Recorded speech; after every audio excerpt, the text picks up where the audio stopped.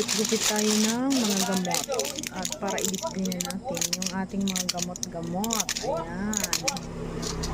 Sa inyo guys, marami ba ngayong nagkakasakit? Sa amin is maraming nagkakasakit. Kaya ayan, dinamihan ko na pagbili ng mga gamot-gamot. Diba?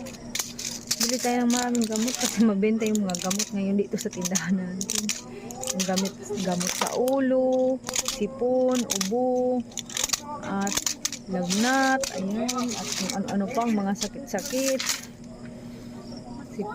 Ano pa ba yung mga allergy, yan ganyan. Marami ngayong nagkakasakit dito sa tindahan natin. Dapat marami tayong stock na mga gamot, pang emergency lang po yan. Halimbawa is mga sarado na yung mga butika na ating papagbilhan. Siyempre yung ating tindahan is laging bukas yan 24 hours.